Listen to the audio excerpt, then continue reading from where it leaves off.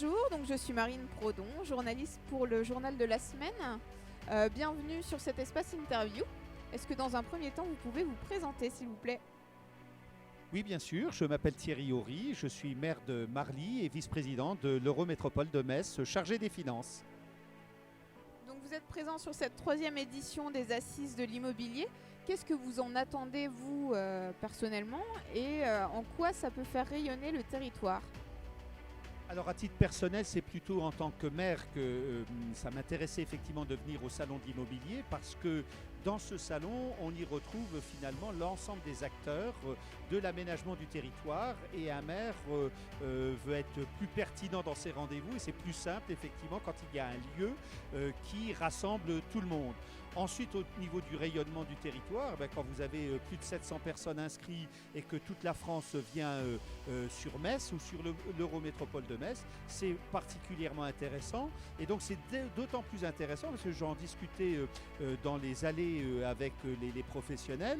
La seule crainte qu'on a maintenant, c'est que Paris nous prenne ces assises-là. Et on n'espère pas, il faut que ça reste à Metz. C'est vraiment très bien de pouvoir le faire sur la ville-centre de l'Eurométropole. Est-ce que vous êtes intervenu sur l'une des tables rondes? Oui, je suis intervenu sur une des tables rondes. Ce n'était même pas une table ronde, c'était ce qu'on appelle un face-à-face sur le thème de, plutôt la question, est-ce que l'implantation d'Amazon est un frein ou va participer au développement économique de la métropole? Voilà. Est-ce que vous pouvez nous préciser un petit peu ce qui est ressorti de ces échanges?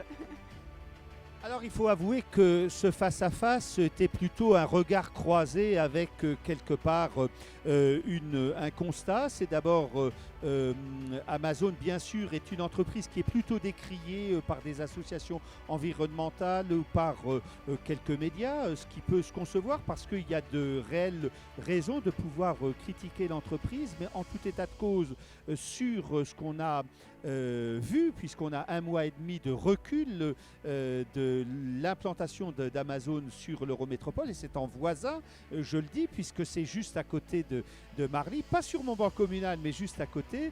On peut dire que l'apocalypse qui était annoncé par certains n'existe pas, et quand même, déjà maintenant, au bout d'1 mois et demi, c'est 1500 emplois qui sont déjà sur le site.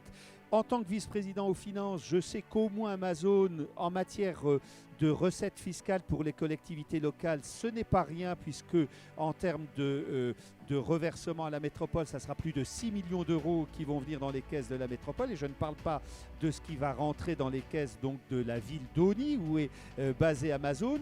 Disons que Amazon, pour l'instant, est plutôt, participe plutôt au développement économique de la métropole, et c'est ça qui est important. Merci. Alors cette fois-ci, je m'adresse encore une fois au maire. On est sur un marché que l'on dit tendu dans l'immobilier. Est-ce que c'est quelque chose que vous observez vous aussi au sein de votre commune, aussi bien sur le résidentiel que sur le non résidentiel?